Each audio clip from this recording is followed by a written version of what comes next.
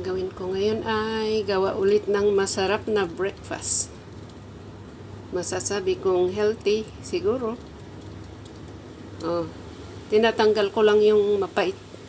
Pag kasi hindi pinalabas yung ano niya, yung dagta ba, katas. Mapait. Pipino. Try ko nga gamitin ng maliliit na butas. Ay nako, masyadong maliit pero okay lang. Tamad akong gamitin yung isa. Masyadong pino. Hindi maganda. Ito na lang, malalaking butas. Mas okay.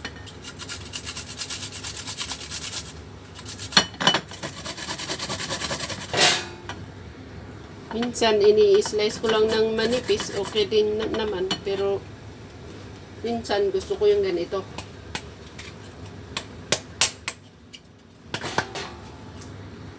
Medyo piniga ko ng konti para hindi masyado matubig.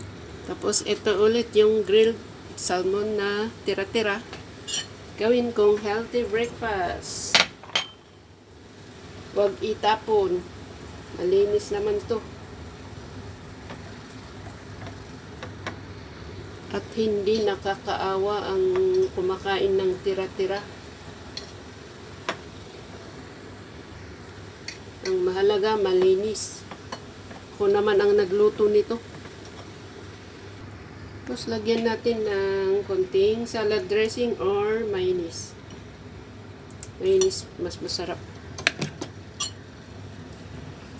Hindi natin masyado damihan yung mga salad dressing or mayonnaise dahil hindi na healthy pagka madami. Basta lang ma-hold niya yung magdikit-dikit lang yung palaman. Okay na yun. Tapos, lagyan natin lalo na natin yung pipino or cucumber. Kung kulang pa o di dagdagan pa. Ayan. Ayan mo na yan. Pwedeng kainin lang mamaya. Ayan. Ako ay gagawa ng Nescafe. Kape.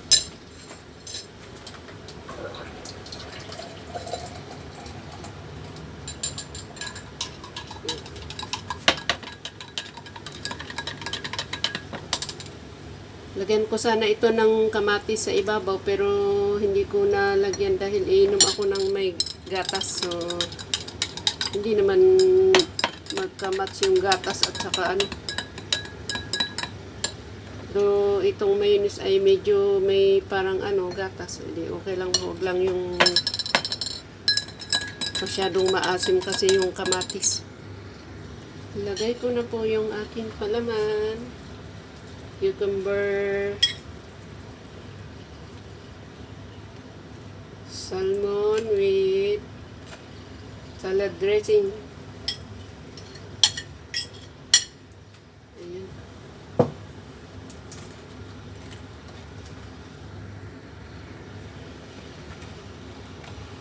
Ganyan siya.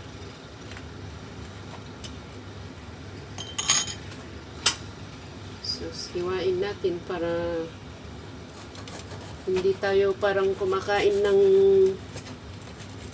ano ba yan? Yung malapad na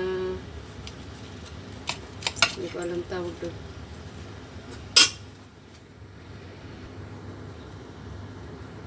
Tapos, ang aking kape ay lagyan ko ng fresh milk. Ang fresh milk na ito ay hindi full cream, low fat, less fat. So, ganoon daw pag may edad-edad tayo, iwas sa full cream. Ayan. Kanina yung kape ko, ganyan, kalahati.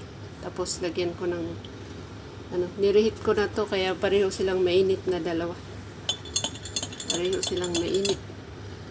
Masarap kasi pagka half-half sila. Sarap yung kape.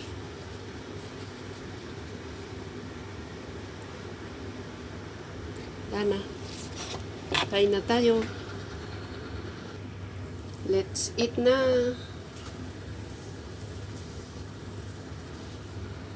Kain natin.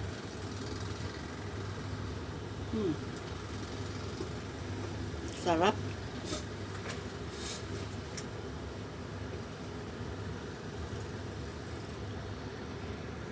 Ikita ba? Nilagay ko pa yung plancha ko. Magplancha ako mamaya. Nilagay ko dun sa lamesa. Salamat. Mga tayo, kain na po tayo. Sana nakakain din kayo.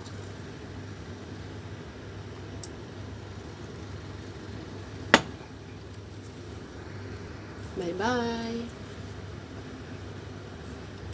Sarap yung pipino.